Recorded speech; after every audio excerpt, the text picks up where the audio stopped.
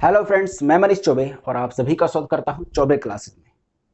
आज हम लोग प्रतिशत के कुछ छोटे सवालों को देखेंगे, लेकिन ये बहुत ही महत्वपूर्ण सवाल होते हैं, अक्सर एग्जाम में पूछे जाते हैं। चलिए, तो ये देखिए आपके सामने पहला क्वेश्चन है। कह रहा है एक श्रमिक के वेतन में 25% की वृद्धि हुई है। चलिए, 25% की वृद्धि हुई है, इसको दिखाते हैं वृद्धि से। ठीक, 25% की वृद्धि हुई है। मूल वेतन को बहाल करने के लिए वेतन को किस प्रतिशत से कम किया जाना चाहिए? ठीक है, ये कह रहा है कि मूल वेतन दोबारा से आ जाए। मैंने पहले वेतन बढ़ गया है, अब उसको कितने प्रतिशत से कम किया जाए कि जो उसका वेतन था दोबारा से वही आ जाए। ठीक है, आप सोचेंगे सर 25 बढ़ा है तो 25 कम कर दीजिए। नहीं, अगर आप ऐसा करते हैं तो गलत हो जाएगा। ठीक है, सबसे पहले मैं आपको देखिए क्या है ये 25% को लिखते हैं 1/4। ठीक है, यानी अगर आपका वेतन 4 था तो 25% यानी कि 1 बढ़ गया। यानी अगर आपका वेतन 4 था तो अब कितना हो जाएगा? 4 पे 1 बढ़ जाएगा, यानी 5 हो जाएगा।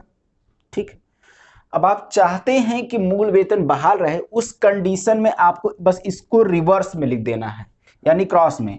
5 आपका यहां आ जाएगा, 4 आपका यहां चला जाएगा। ठीक है, ठीक है ना। तो ऐसे कंडीशन में देखिए आपने कितना कम किया है, 5 से 4 हुए हैं, कितना कम कर दिया? 1 कम किया। कितने पर? इसी 5 पर, तो 5। अगर आपको याद हो तो 1/5 20% होता है। नहीं तो आप 100 का गुणा करके भी प्रतिशत निकाल सकते हैं। 5 से काट देंगे तो आ जाएगा 20, यानी आपका आंसर हो गया है 20%। यानी कि जिस श्रमिक के वेतन में 25% की वृद्धि हुई थी, उसके वेतन को पुनः वापस पाने के लिए आपको सिर्फ 20% कम करना होगा। ठीक है, चलिए अगले क्वेश्चन चलते हैं।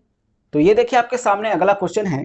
ये कह रहा है एक कर्मचारी के वेतन में 30% की वृद्धि की गई है, जिससे उसका वेतन 910 रुपए हो गया। यानी 30% की वृद्धि करने के बाद उसका वेतन कितना हुआ है? 910।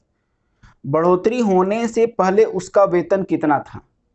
जो भी बढ़ोतरी होने से पहले उसका वेतन था वो 100% रहा होगा। ठीक है, आपको 30% की वृद्धि हुई है, ध्यान दीजिएगा 30% की वृद्धि, यानी कि ये हो गया है आपका 130%। ठीक, 130%।